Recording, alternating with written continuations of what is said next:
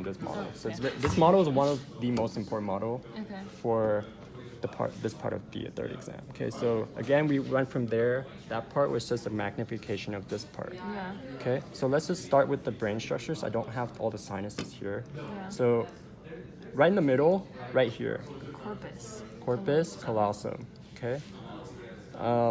If you go down right here, this is kind of like a thin layer or thin membrane that separates your two sides of the your two sides of the brain.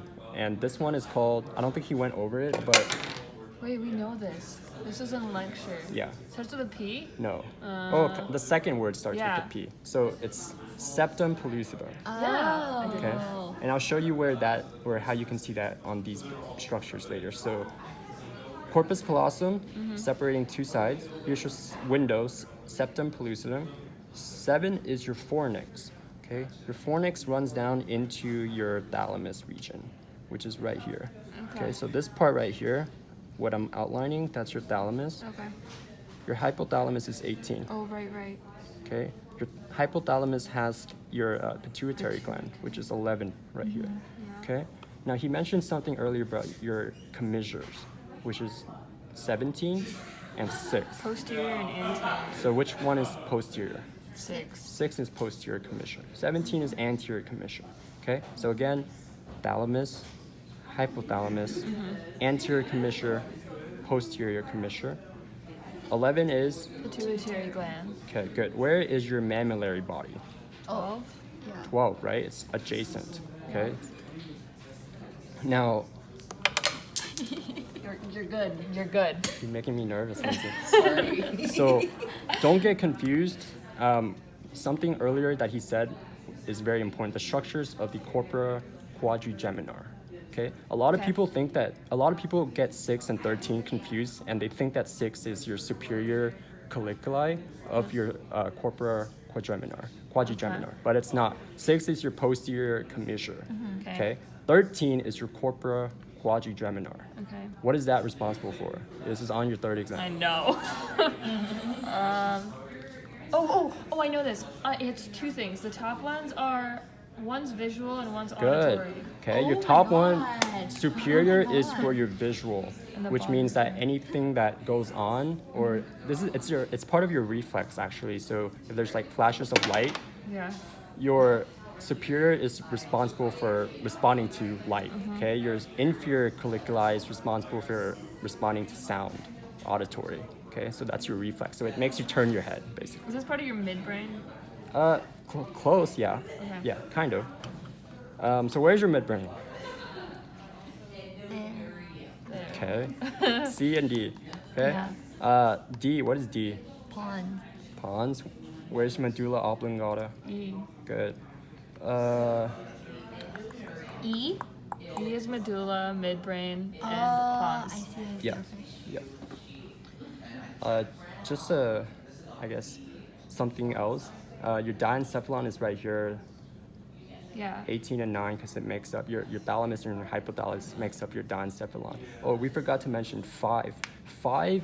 So your thalamus separates into two sides as well, and your 5 is what connects them. It's called the interthalamic adhesion of your thalamus. He did not go over that. Okay. So choroid plexus. Choroid plexus is where you make your CSF, right? Yeah. Where's that? It's in your ventricles. Where's that on this model? It's in here. No. And in here. I thought they were in both. Yeah. Well, here I can see the choroid plexus, which is right here. But there's also, it makes Yeah, it in here. It's just not well shown in this Pictured, model, yeah, I guess. okay, true. Okay. Let's see, where was I? So where's your third ventricle? This is your third. Wait. This is your 1 and 2. This is your third. This is your fourth. Okay.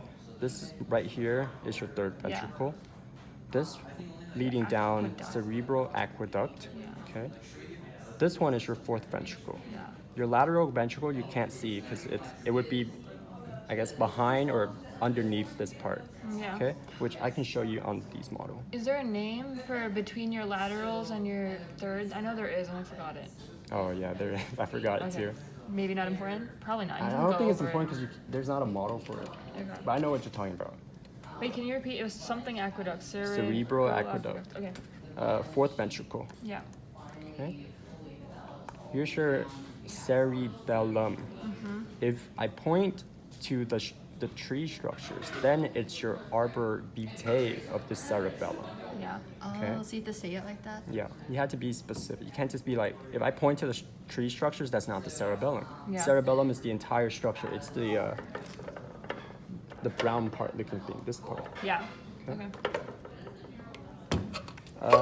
Here we can see some of our sinuses. So here's the front sagittal sinuses. Yeah. Sagittal because it's right in the middle of the brain and it invaginates. So your front sagittal sinuses will be running through that part, which is this part right here. Okay? Where all of the sinuses drain in together is your confluence of sinus, which is this part. Okay, so you would have the front draining, you would have this part draining. So all of the sinus draining together here, that's your confluence. Okay? Now, did I miss anything? What's the sinus? Your transverse or something? This should be the straight sinus. Oh, straight. Yeah, yeah. Transverse is Lower. kind of hidden, yeah. Okay. Transverse is, it would be like in between this, Yeah. the sides of your cerebellum. Okay. Okay? Let's see if I forgot anything. Here's your pineal gland. Right behind the posterior commissure, pineal gland, where it secretes your melatonin. Do we have to know for the exam what each thing secretes? It would be good to know. Okay. I don't think it's. Yeah, it would be good to know. Let's see if I forgot anything. No, I think I covered everything on this model.